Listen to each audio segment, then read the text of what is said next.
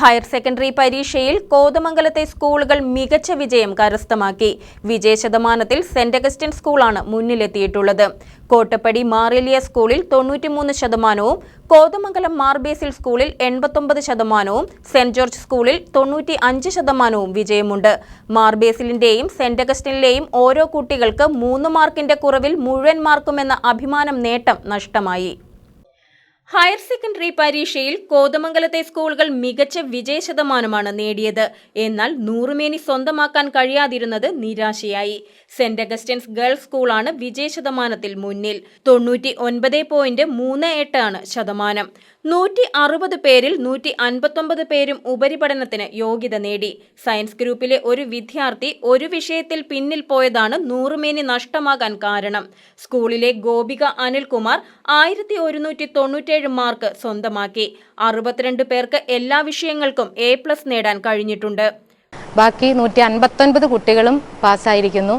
62 കുട്ടികൾക്ക് full A+ കിട്ടിയിട്ടുണ്ട്.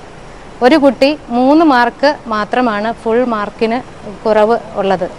3 mark കുറവുള്ളത് കൊണ്ടാണ് ഒരു കുട്ടിക്ക് ഫുൾ മാർക്ക് നഷ്ടമായിരിക്കുന്നത്. ഗോപിക അനിൽകുമാർ, ഗോപികയെയും ഈ പ്രത്യേകമായിട്ട് അഭിനന്ദിക്കുകയാണ്. ഹ്യൂമാനിറ്റീസിൽ 100% വിജയമാണ്. സയൻസിൽ ഒരു കുട്ടി മാത്രമാണ് തോറ്റുപോയിരിക്കുന്നത്. ഒരു കുട്ടി ഒരു വിഷയത്തിനായിട്ട് മാത്രം തോറ്റുപോയിരിക്കുന്നു. കോതമംഗലം മാർബേസിൽ സ്കൂളിന് 89% വിജയം. 65 പേരാണ് എല്ലാ വിഷയങ്ങൾക്കും A+ നേടിയത്. KM അനീസ 1197 മാർക്ക് നേടി മുഴുവൻ മാർക്കെന്ന നേട്ടത്തിന് തൊട്ടരികിലെത്തി. കോതമംഗലം സെന്റ് ജോർജ് സ്കൂളിൽ 92% പേർ വിജയിച്ചു. 286-ൽ 262 പേർ വിജയിച്ചു.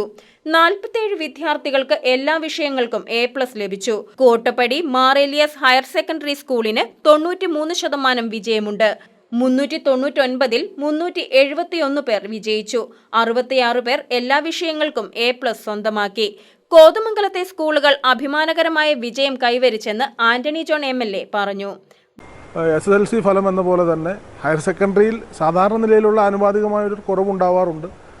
ആ നിലയിലുള്ളൊരു ചെറിയ മാറ്റം മാത്രമേ ഉണ്ടായിട്ടുള്ളൂ. ഏതായാലും സർക്കാർ മേഖലയിലും എയ്ഡഡ് മേഖലയിലും അടക്കം ഹയർ സെക്കൻഡറിയിലും വൊക്കേഷണൽ ഹയർ സെക്കൻഡറിയിലും നല്ല മികച്ച വിജയം തന്നെയാണ് നമ്മുടെ കുട്ടികൾ നേടിയിട്ടുള്ളത്. അതിന് മികച്ച വിജയം നേടിയ പ്രിയപ്പെട്ട കുട്ടികളെ ഞാൻ ഈ അവസരത്തിൽ പ്രത്യേകം അഭിനന്ദിക്കുകയാണ്. അതോടൊപ്പം തന്നെ അവർക്ക് എല്ലാ നിലയിലുമുള്ള കൃത്യമായ പരിശീലനം കൊടുത്ത് അവരെ ആ നിലയിൽ മാറ്റി തീർത്ത പ്രിയപ്പെട്ട അധ്യാപകരെയും അവർക്ക് എല്ലാ നിലയിലുമുള്ള പിന്തുണയും പ്രോത്സാഹനവും കൊടുത്തിട്ടുള്ള പ്രിയപ്പെട്ട രക്ഷിതാക്കളെയും എല്ലാം ഒരിക്കൽ കൂടി പ്രത്യേകം അഭിനന്ദിക്കുന്നു. News desk KCV news.